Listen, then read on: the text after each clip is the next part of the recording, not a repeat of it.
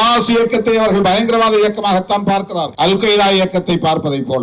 LTTE இயக்கத்தை அப்படி பயங்கரவாத இயக்கமாகவே முத்திரை குத்தி அதை நிலைப்படுத்தி விட்டார்கள். இன்று வரையில் அதனை ஒரு டெரரிஸ்ட் மூவ்மெண்ட் என்கிற அடிப்படையிலே மட்டும்தான் அமெரிக்கா, இந்தியா உள்ளிட்ட அனைத்து நாடுகளும் பார்க்கின்றன. பிரச்சனை இதுதான். ஹமாஸ் இயக்கம் திடுமென கடந்த அக்டோபர் மாதம் 7ஆம் தேதி 2 ஆண்டுகளுக்கு முன்பு 2023 2025 அக்டோபர் வரப்போகிறது. சரியாக 2 வருடங்கள் ஆகின்றன. ஏற்கனவே இது போல பல முறை யுத்தங்கள் நடந்திருக்கின்றன. ஒவ்வொரு முறையும் லட்சக்கணக்கானோர் கொல்லப்படுகிறார்கள். உலகம் முழுவதும் மனித உரிமை ஆர்வலர்கள் இருக்கிறார்கள், தொண்டு நிறுவனங்கள் இருக்கின்றன. அமெரிக்கா போன்ற நாடுகளில் மனித உரிமை குறித்து வாய்கிழிய பேசக்கூடியவர்கள் ஏராளம் இருக்கிறார்கள். ஆனால் இத்தகைய படுகொலைகளை அவர்கள் மனித உரிமை மீறல் என்கிற அடிப்படையில் கூட ஏற்றுக்கொள்வதில்லை, அங்கீகரிப்பதில்லை. ஆனால் 2 ஆண்டுகளுக்கு பிறகு இப்போது ஐநா நியமித்த ஆணையம் அறிக்கை அளித்திருக்கிறது, அங்கே நடப்பது இனப்படுகொலை என்று. எவ்வளவு பெரிய விரோதமாக இருக்கிறது என்று பாருங்கள். 2 ஆண்டுகள் அவர்களுக்கு தேவைப்பட்டு இருக்கிறது இது இனப்படுகொலை தான் என்று சொல்ல. 2009 முள்ளிவாய்க்காலில் நடைபெற்ற இனக்கொலையை இதுவரையில் ஐநா பேரவையும் சரி, அமெரிக்கா உள்ளிட்ட ஏகாதிபத்திய நாடுகளும் சரி, அதை ஒரு இனக்கொலையாகவே ஏற்றுக்கொள்ள தயாராக இல்லை. முதலில் மனித உரிமை மீறல் என்றார்கள், violation of human rights. அதன் பிறகு போர்க்குற்றம் என்றார்கள், war crimes. ஒரு யுத்தம் நடக்கிற போது சில மரபுகளை பின்பற்ற வேண்டும், சட்ட விதிமுறைகளை பின்பற்ற வேண்டும். அந்த விதிமீறல்கள் நிகழ்ந்திருக்கின்றன, அதனால் அது வார் கிரைம்ஸ், போர் குற்றங்கள். இப்படித்தான் யுனைடெட் நேஷன்ஸ் ஆர்கனைசேஷன்ஸ் UNO இப்படித்தான் இதுவரையில் மதிப்பீடு செய்திருக்கிறது. இங்கேயாவது அது ஒரு ஜெனோசைட் என்று ஒத்துக்கொண்டிருக்கிறார். ஜெனோசைட் என்று சொல்லுவதே ஒரு பெரிய அங்கீகரிப்பு என்று அவர்கள் நினைக்கிறார். தோழர் திருமுருகன் சொன்னார், இனப்படுகொலை என்று UN சொன்ன பிறகு அதிலே உலக நாடுகள் எவ்வாறு தலையீடு செய்ய வேண்டும் என்கிற வரைமுறைகள் இருக்கின்றன. ஆனால் யாரும் அப்படி தலையிடுவதில்லை. இந்த நாட்டை பாதுகாப்பதற்கு யாரும் முனைவதில்லை. இஸ்ரேல் மீது ஹமாஸ் சில ஆண்டுகளுக்கு முன்பு, சில 10 ஆண்டுகளுக்கு முன்பு இதே போன்ற ஒரு தாக்குதலை நடத்திய போது உடனடியாக அமெரிக்கா தனது ராணுவ துருப்புகளை அனுப்பி இஸ்ரேலை பாதுகாக்கிற நடவடிக்கையில் ஈடுபட்டதை நாம் அறிவோம். ஆட்சியாளர்கள் ஒன்று சேர்ந்து விடுகிறார்கள், அரசுகள் ஒன்று சேர்ந்து விடுகின்றன. பாலஸ்தீனம் என்கிற ஒரு தேசம், ஒரு அரசு, ஒரு ஆட்சி நிர்வாகம் அங்கீகரிக்கப்படாத நிலைதான். 193 நாடுகளில் 147 நாடுகள் அங்கீகரித்து விட்டன. ஒரு தேசமாக நீ ஐநா பேரவையில் வந்து அமரலாம், ஆனால் ஓட்டு போட முடியாது. பெர்மனன்ட் அப்சர்வர் ஸ்டேட், அந்த ஸ்டேட்டஸ் தான் அது கொடுத்துருக்கான். நீ வா உள்ள உட்கார், உனக்கு 2 பகுதி இருக்கு, ஒன்னு காசா ஸ்ட்ரிப், இன்னொன்னு வெஸ்ட் பேங்க். அது இடையில இஸ்ரேல் இருக்கு, ரெண்டும் ஒன்னா சேர்ந்து இல்ல, பக்கத்துல இல்ல. இடையில இஸ்ரேலுடைய நிலப்பரப்பு இருக்கு, அந்த பக்கம் வெஸ்ட் பேங்க், அதை தாண்டினா ஜோர்டான், சிரியா. ஆக இந்த நிலப்பரப்பை பாலஸ்தீனிய நாடாக நாங்கள் ஏற்றுக்கொள்கிறோம், ஆனால் உனக்கு இங்கே உட்காருவதற்கு மட்டும் இடம், ஓட்டு போடுவதற்கு உனக்கு உரிமை இல்லை. இப்படித்தான் அங்கீகரித்திருக்கிறார். அப்படின்னா இது எப்படி ஒரு தேசமாக, ஒரு அரசாக, ஒரு ஆட்சி நிர்வாகமாக ஏற்றுக்கொண்டதாக பொருள்படும்? எத்தனை லட்சம் பேர் கொல்லப்பட்டார்கள் என்பது அல்ல பிரச்சனை. என்ன நோக்கத்தோடு இவர்களை கொல்லுகிறார்கள்?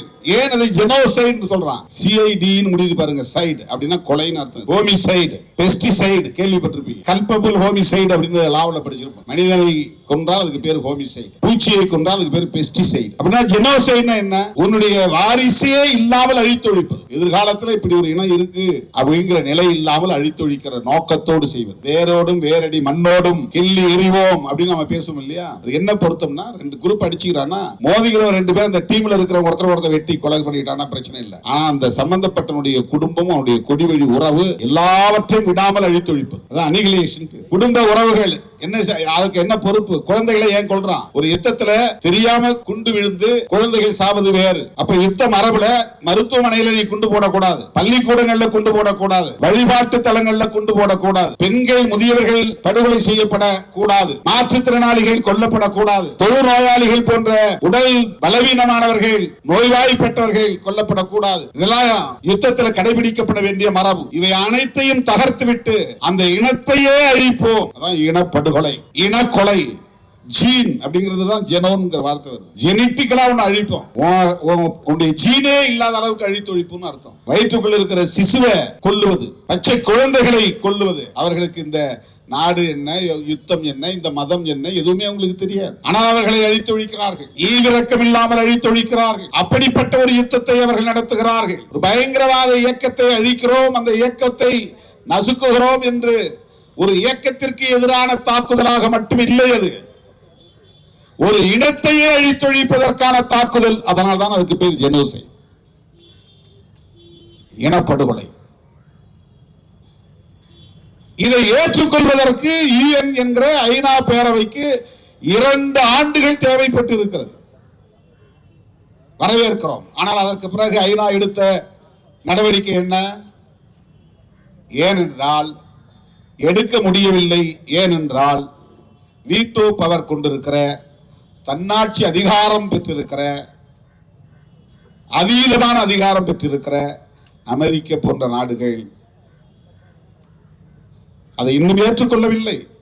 நீ ஜெனோசைட் அதை ஏற்றுக்கிட்டா இவங்களை ஹமாஸ் இயக்கத்தை ஊக்கப்படுத்துற மாதிரி ஆகும், அவங்களை அங்கீகரிக்கிற மாதிரி ஆகும்.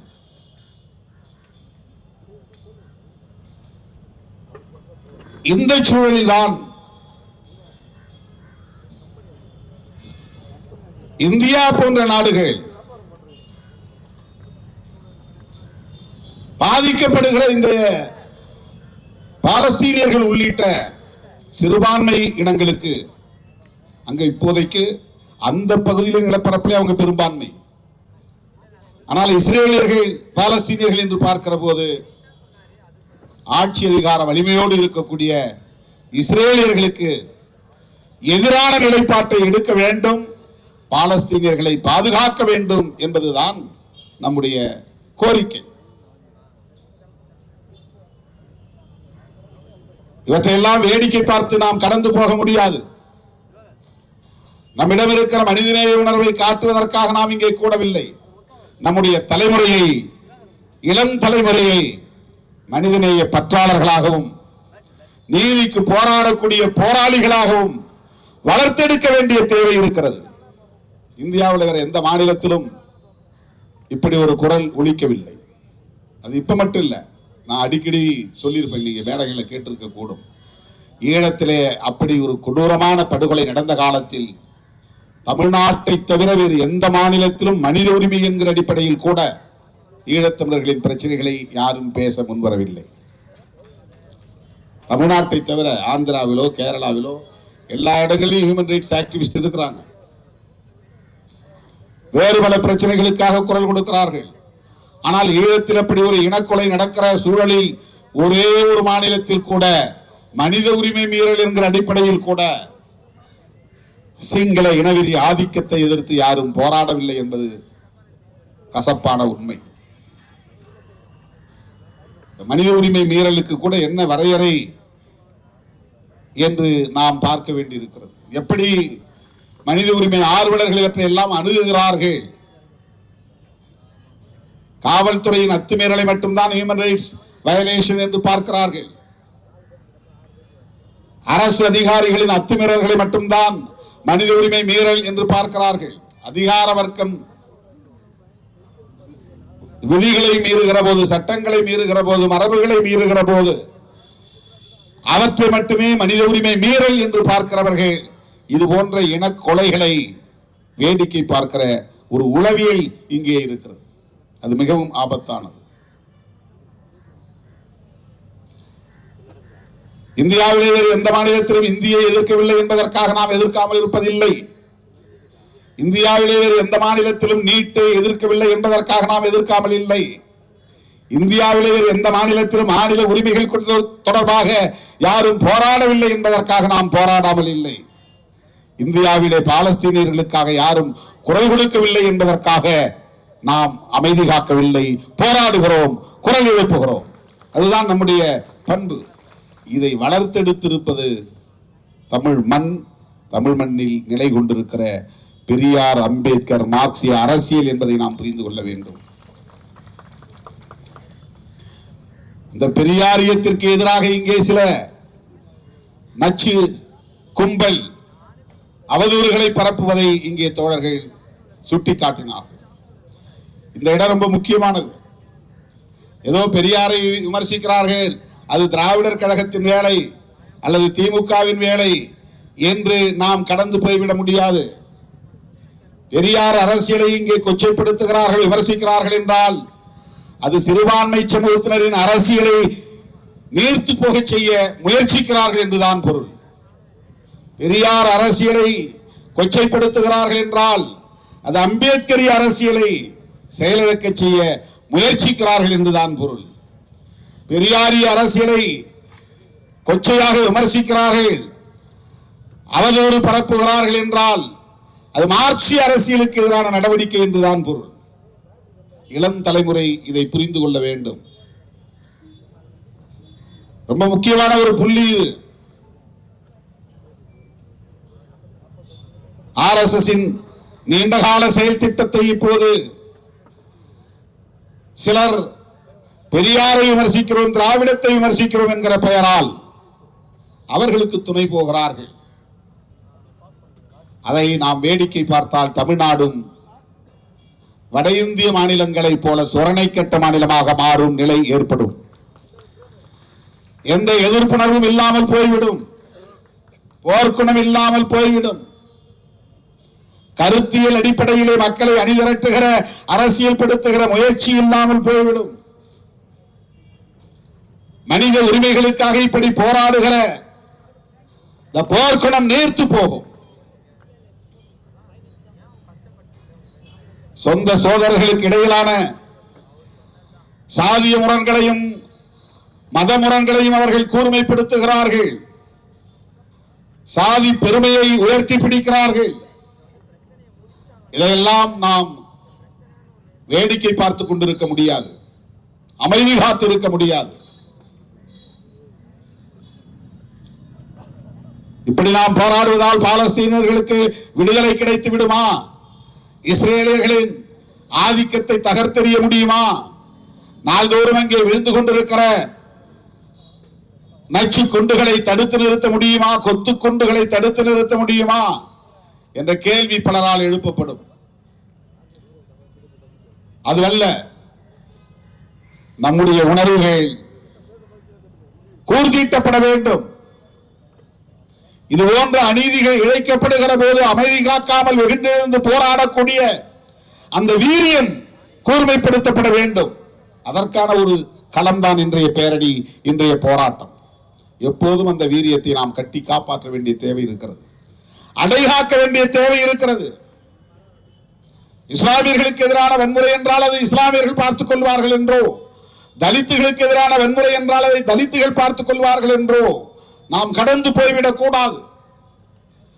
எங்கோ பாலஸ்தீனியர்களுக்கு நடக்கிற கொடுமை, அதை நாம் என்ன செய்ய முடியும் என்று நாம் வாழாவிருந்து விட முடியாது.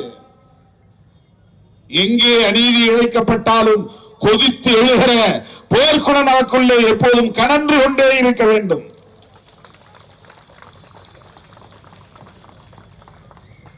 அந்த உணர்வை ஊட்டுகிற ஒரு போராட்டமாகத்தான் இந்த போராட்டத்தை நான் பார்க்கிறேன். இங்கே பேசிய தோழர்கள் அத்தனை பேரும் இன்னொரு வேண்டுகோளை வைத்தார்கள், ஒரு கோரிக்கையை வைத்தார்கள். சென்னையிலே நடத்தியதைப் போலவே புதுதில்லியிலும் நாம் பேரணி நடத்த வேண்டும், ஆர்ப்பாட்டம் நடத்த வேண்டும் என்று சொன்னார்கள். நான் மனப்பூர்வமாக வரவேற்கிறேன்.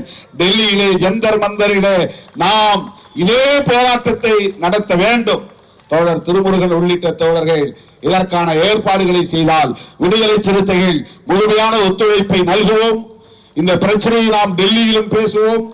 அங்கே உள்ள இஸ்லாமியர்கள் உள்ளிட்ட ஜனநாயக சக்திகளை அணிதிரட்டுவோம். அங்கே பல்லாயிரக்கணக்கான தோழர்களை திரட்டி இந்த கோரிக்கையை அங்கே நாம் உரத்து பேசுவோம். அங்குள்ளவர்களையும் அதற்கு நாம் தயார்படுத்துவோம். அனைத்து மாநிலங்களில் இருந்தும் ஜனநாயக சக்திகளை ஒருங்கிணைப்போம். ஒரு மாநிலத்திற்கு 10 பேர் என்று வந்தால் கூட அவர்கள் அங்கே இந்த உணர்வுகளை விதைக்கக்கூடியவர்களாக இருப்பார்கள். இன்றைக்கு உலகமயமாகி வருகிறார்கள். புரட்சியாளர் அம்பேத்கர் அவர்களும் தந்தை பெரியார் அவர்களும் அந்த கருத்தியல் இந்தியா முழுவதும் இன்றைக்கு பரவி வருகிறது. ஆகவே இந்தியா முழுவதும் இது போன்ற ஜனநாயக சக்திகளை ஒருங்கிணைக்க வேண்டிய பொறுப்பு ஏதோ பெரிய அரசியல் கட்சிகளுக்குத்தான் உண்டு என்று நாம் கருதாமல் நம்மை போன்றவர்களுக்கும் இருக்கிறது. அதுதான் நம்முடைய கடமை என்கிற உணர்வோடு நாம் கலைந்து செல்வோம். பாலஸ்தீனியர்களுக்கு இழைக்கப்பட்டிருக்கிற அநீதி கொடுமையானது. அங்கே நடக்கிற கொலை, இனக்கொலை, அதை தடுத்து நிறுத்துவதற்கு இந்திய அரசு நீதியின் பக்கம் நிற்க வேண்டும், பாலஸ்தீனியர்களின் பக்கம் நிற்க வேண்டும். பாலஸ்தீனம் விடுதலை பெறுவதற்கு துணை நிற்க வேண்டும். இந்த தேசத்தின் குடிமக்கள் என்கிற முறையிலே இந்த அரசுக்கு நாங்கள் இந்த கோரிக்கையை முன்வைத்து விடைபெறுகிறோம். நன்றி, வணக்கம். மழை வந்து இதை சீர்குலைத்து விடுமோ என்று எண்ணினோம். ஆனால் இயற்கை எப்போதும் நம் பக்கம் நமக்கு ஒத்துழைத்திருக்கிறது.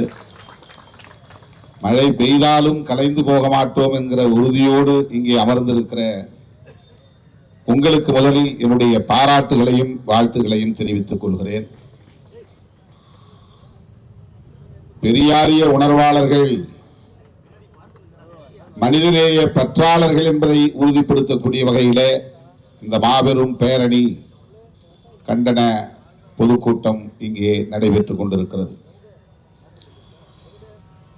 வெறும் மொழி அல்லது சாதி மதம் என்கிற அடையாளங்களுக்குள் சிக்கிக் கொள்ளாமல் வரம்புகளை தாண்டி மனித உரிமைகளுக்காக, பாதிக்கப்படுகிற மக்களின் விடுதலைக்காக போராடுகிற அரசியல்தான் பெரியாரிய அரசியல் என்பதை இந்த பேரணி இன்றைக்கு உணர்த்தி இருக்கிறது. எப்போதெல்லாம் நெருக்கடிகள் ஏற்படுகின்றனவோ அப்போதெல்லாம் நாம் பெரியாரின் பெயரால் ஒருங்கிணைந்து செயல்பட்டு வருகிறோம். வெவ்வேறு பெயர்களில் இயங்கினாலும், வெவ்வேறு வண்ணங்களை நாம் சுமந்தாலும் பெரியாரியம் நம்மை ஒருங்கிணைக்கிறது என்கிற பெருமையோடு உங்கள் முன்னால் நான் இருக்கிறேன். தோழர் திருமுருகன் அவர்கள் சொன்னதைப் போல 4 நாள் பயணம் முடித்து இன்று அதிகாலை வந்து இறங்கி காலையில் முதலமைச்சர் அவர்களின் தலைமையிலான கூட்டத்தில் பங்கேற்று 1 மணிக்கு மேல் அங்கிருந்து நடிகர் ரோபோ சங்கர் அவர்களின் இல்லத்திற்கு சென்று அவருக்கு அஞ்சலி செலுத்திவிட்டு இந்த பேரணியில் பங்கேற்க வேண்டும் என்கிற பேராவலோடு நான் வந்து கொண்டிருந்தேன். 4:30 மணிக்கு துவங்கும் என்று சொன்னார்கள். ஆனால் 4 மணிக்கே தன்னியல்பாக பேரணி நகர்ந்து விட்டது, நாங்கள் தொடங்கவே இல்லை என்று தோழர்கள் இங்கே சொன்னார்கள். அந்த அளவுக்கு எழுச்சியோடு தன்னியல்பாக திரண்டு வந்து இந்த பேரணி நடைபெற்று அமெரிக்க ஏகாதிபத்தியத்தின், இஸ்ரேல் சியோனிசத்தின் மக்கள் விரோத போக்கை கண்டித்துக் கொண்டிருக்கிறோம். இந்த பேரணி கண்டித்துக் கொண்டிருக்கிறது. இதில் பங்கேற்று உரையாற்றக்கூடிய இந்த வாய்ப்பை எனக்கு வழங்கியமைக்காக இந்த கூட்டமைப்பை சார்ந்த நிர்வாகிகள் அனைவருக்கும் என்னுடைய நெஞ்சார்ந்த நன்றியை உரித்தாக்குகிறேன்.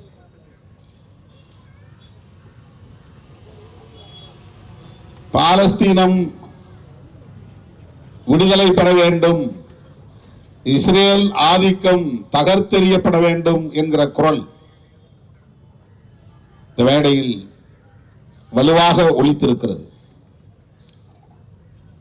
யாசர் அராஃபத் அவர்களின் தலைமையிலே பாலஸ்தீன விடுதலை இயக்கம்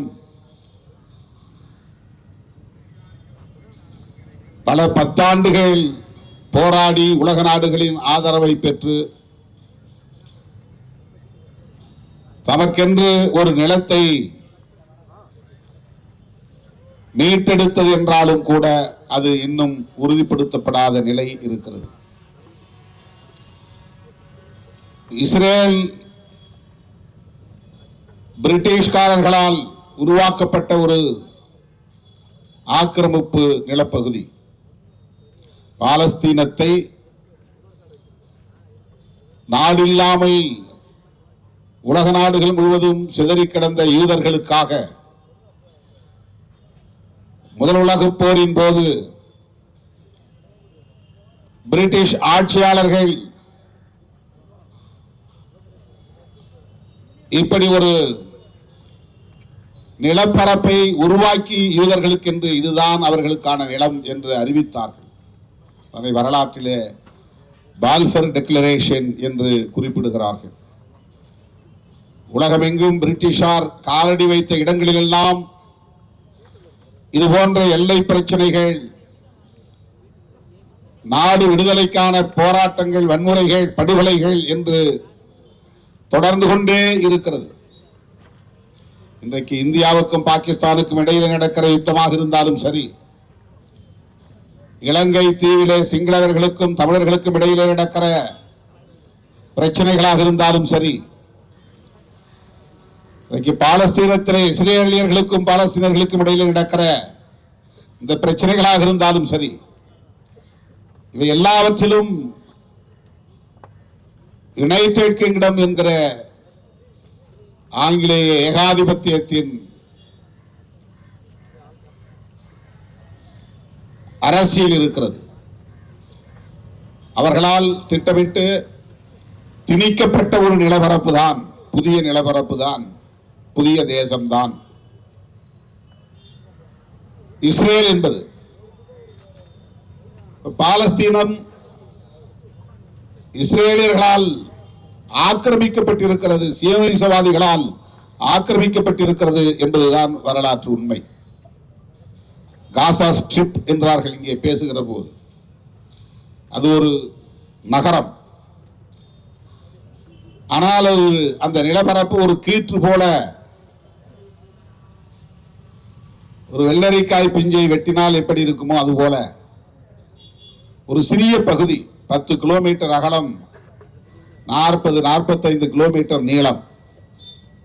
சென்னையிலிருந்து மாமல்லபுரம் வரையில் என்று ஒரு உதாரணத்திற்கு நாம் புரிந்து கொள்வோம். 40-50 கிலோமீட்டர் நீளம் கடற்கரை ஓரம், ஒரு 10 கிலோமீட்டர் அகலம், அவ்வளவுதான் மொத்த நிலப்பரப்பு. காசா ஸ்ட்ரிப் என்பது, ஸ்ட்ரிப் என்பது ஒரு கீற்று என்று பொருள். காசா என்பது ஒரு நகரத்தின் பெயர். அவ்வளவுதான். ஏறத்தாழ 20-25 லட்சம் மக்கள் வசிக்கக்கூடிய பகுதி. உலகத்திலேயே மிக அதிகமான அடர்த்தியோடு கூடிய ஒரு நகரம் காசா என்கிற நகரம். ஒரு புறம் மத்தியதரை கடல், எப்படி இந்த வங்கக்கடல் இருக்கிறதோ அது போல ஈசிஆர், OMR ரெண்டையும் சேர்த்து ஒரு அகலம் ஒரு 10 கிலோமீட்டர் வைத்துக் கொண்டால் கூட ஈசிஆரை ஒட்டி இருக்கிற கடல் வங்கக்கடலை மத்தியதரை கடல் என்று வைத்துக் கொள்ளலாம். மாமல்லபுரத்திற்கு அந்த புறம் இப்போது தெற்கு. ஆனால் வரைபடத்திலே காசா ஸ்ட்ரிப்புக்கு வடக்கே,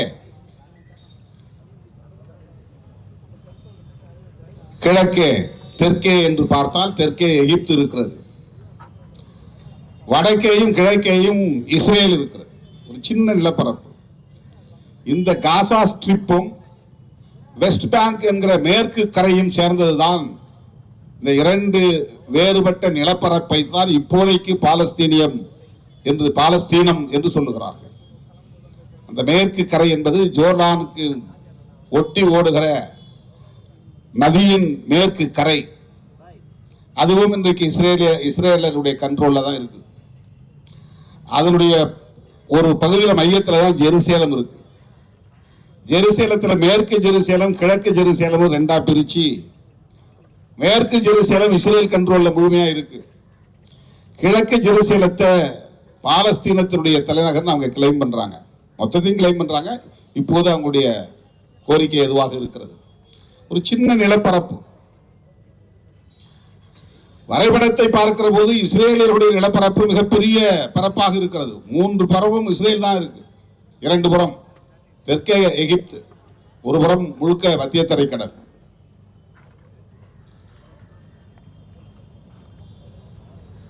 இந்த நிலையிலே ஹமாஸ் என்கிற ஒரு இயக்கம் தோன்றுகிறது.